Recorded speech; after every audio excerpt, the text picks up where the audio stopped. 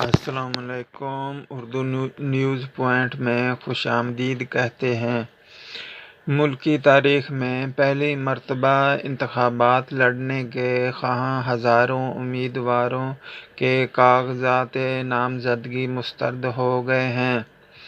امیدواروں کی اسکروٹنی کے عمل کے دوران ملک بھر سے قومی اسمبلی اور صوبائی اسمبلی کے ہزاروں امیدوار الیکشن لڑنے کے لیے نااہل قرار دے دیے گئے ہیں۔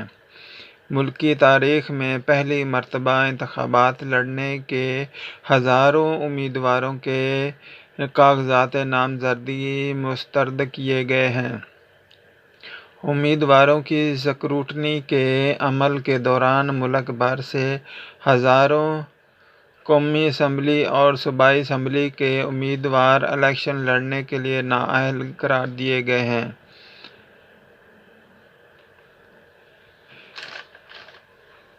عام انتخابات لڑنے کے ہزاروں امیدواروں کے کاغذات نامزدگی مسترد کیے گئے ہیں۔ 2018 کے انتخابات کے موقع پر ملک بھر سے قومی اسمبلی اور صوبائی اسمبلی کے الیکشن لڑنے کے خواہاں کل 1800 امیدواروں کے کاغذات نامزدگی مسترد کیے گئے تھے، جبکہ عام انتخابات 2024 کے موقع پر یہ تعداد ہزاروں میں ہو گئی ہے۔ ملک بھر سے قومی اسمبلی اور صوبائی اسمبلی کے الیکشن لڑنے کے خواہاں 3000 سے زائد امیدواروں کے کاغذات نامزدگی مسترد کیے گئے ہیں۔ انہیں عام انتخابات 2024 کے لیے نااہل قرار دیا گیا ہے۔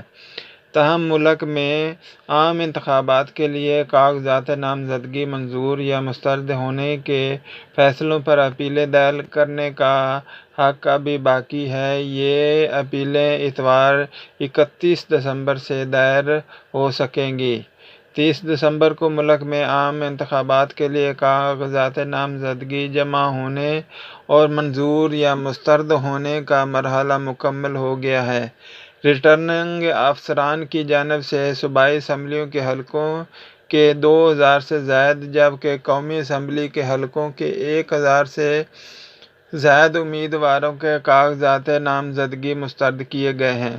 ریٹرننگ افسران کے فیصلوں پر اپیلوں کا حق 3 جنوری تک ہے اور 10 جنوری تک اپیلٹ ٹریبیونل میں اپیلوں پر سماعت اور فیصلے ہوں گے۔